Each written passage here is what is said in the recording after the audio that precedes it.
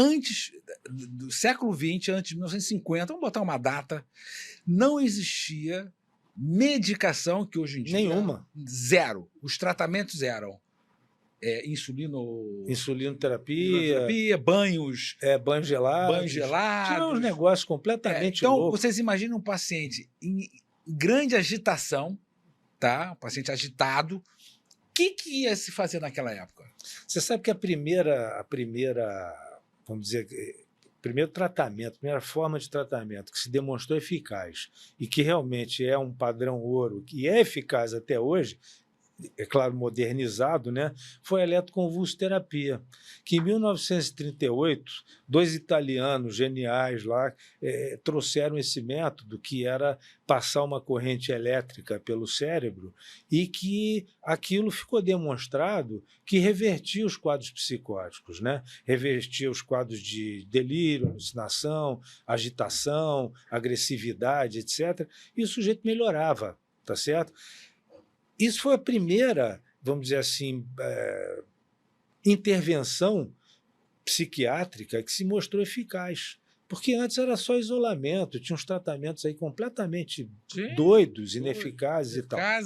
Possível na época. Sim, com o eletrochoque isso mudou, tá certo? E isso até ofereceu a possibilidade do indivíduo não ficar isolado, porque à medida que ele melhorava, ele podia voltar ao convívio social. Aí, quando apareceu o lítio, em 48, quando apareceram os primeiros neurolépticos, no início da década de 50, isso constituiu, isso é importante dizer, viu, Márcio? Isso é importante dizer, a verdadeira reforma psiquiátrica, que se fala nesse termo hoje em dia, a verdadeira reforma psiquiátrica ela se deu com o advento dos neurolépticos, porque foi o tratamento que permitiu que as pessoas voltassem ao convívio social, não precisassem ficar isoladas. A dor dos delírios, porque as pessoas, às vezes, elas chamam o louco, eles sofrem esses delírios, essas ideias todas.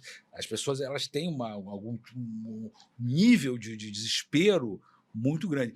E a medicação, ela como é que seria a expressão? Ela diminui esse... Ela simplesmente busca restaurar a normalidade. Ela não faz milagre, né? Sim. Mas ela busca restaurar a normalidade. E o indivíduo, nessas condições, ele tem condição de conviver com os outros. Gostei isso que você falou, Jabaré. Eu nunca tinha pensado nisso, que a grande reforma psiquiátrica aconteceu... com o advento dos medicamentos. Com o advento dos medicamentos, que realmente foi a... Não tem deshospitalização por canetada. Né? Existe a deshospitalização porque você tem um tratamento alternativo. Tá certo? Ninguém quer hospitalizar ninguém quer isolar ninguém. Se você tem um tratamento alternativo que funciona, é óbvio que você vai usar. Então, naquela época, começaram a surgir os primeiros neurolépticos, os primeiros tricíclicos, os antidepressivos, etc., o lítio, que já estava presente e tal. Isso permitiu com que houvesse um arsenal, que houvesse um ferramental terapêutico eficiente para o indivíduo não ficar internado. Tá certo? Então, criou-se, vamos dizer, os tratamentos ambulatoriais que permitiram aos indivíduos poder trabalhar, inclusive. Gente, aula, hein? Isso não é um podcast, isso é uma aula. Vocês estão tendo uma aula. Você que tem interesse em psicologia, saúde mental, até psiquiatra que está aí se formando, vocês estão tendo uma aula, não só de história da psiquiatria, como de métodos de tratamento que foram evoluindo ao longo dos anos. E o doutor Gebara acabou de falar sobre os ambulatórios. Veja que interessante, quer dizer, a evolução do tratamento, né? Quer dizer, a internação, as alternativas, quer dizer, tudo isso funcionando de forma adequada. Isso é um conjunto, né? Aí vamos voltar lá no começo da nossa... Gebara, é hora do stop. Não, mas vamos lá, eu vou falando, a gente bebe uma aguinha aí. Nosso drink chegou. Vamos lá, a gente vai fazer vai beber uma aguinha, mas eu vou falando aqui. Vamos voltar lá no início, onde a gente falou no ato médico, né?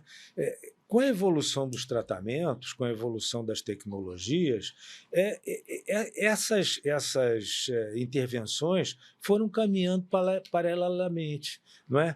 Por que no serviço particular, por que no nosso consultório, por que no âmbito privado, a gente se entende tão bem com os psicólogos, com os fisioterapeutas, com os professores de educação física? Harmonia. Por que a gente se entende tão bem com... Todo mundo funciona em conjunto. Né? Quando eu preciso lá... eu tenho formação psicanalítica, Sim, né? Mas eu...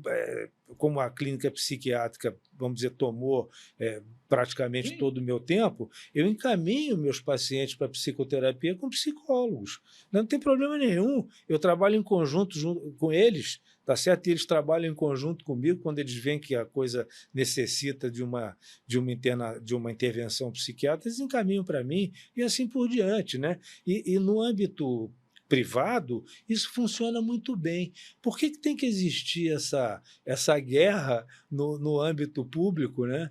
Por quê? Porque, não sei. Política. Política. E a gente não tem que usar a política para nortear nenhuma conduta médica, nenhuma conduta terapêutica, seja ela lá de que especialidade for. Fundamental isso. Fundamental isso que você está falando, que é importante para o público entender, para a gente entender.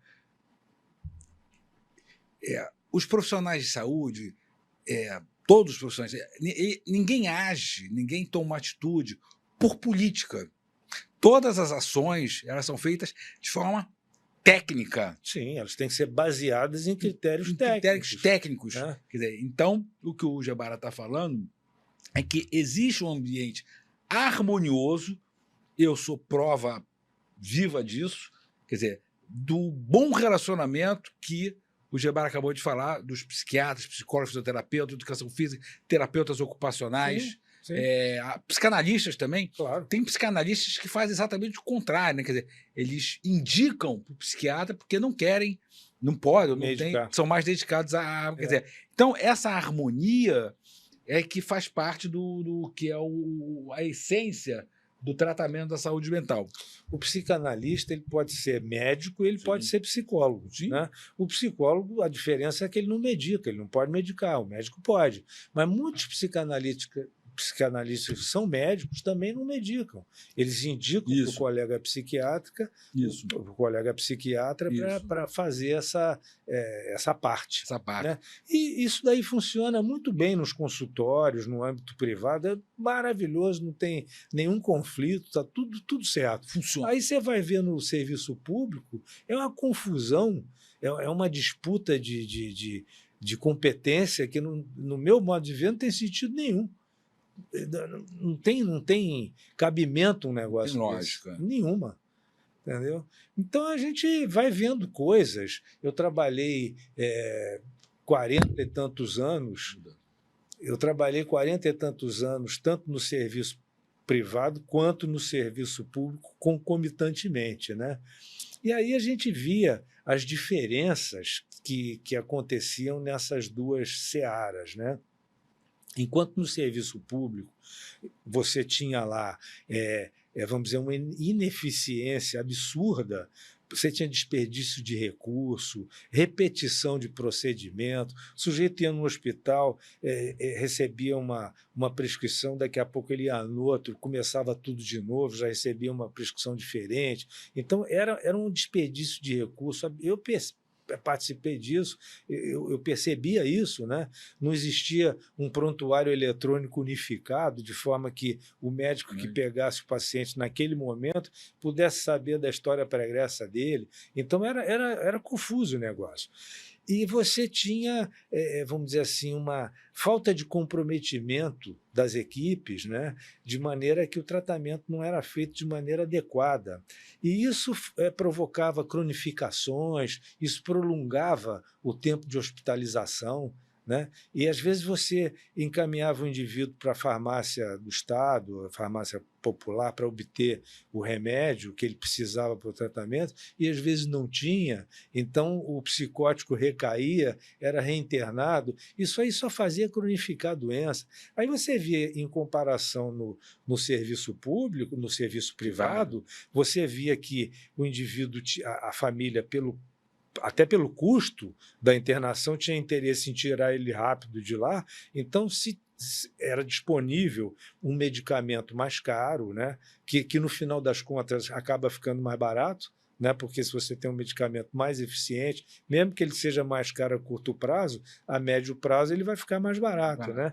Então você tinha acesso a esses medicamentos, você tinha acesso à tecnologia de ponta para diagnóstico, você tinha acesso a exame de imagem, você tinha acesso a tudo, né? PET scan, a SPECT, a ressonância magnética, você tinha todo o ferramental à tua disposição, né?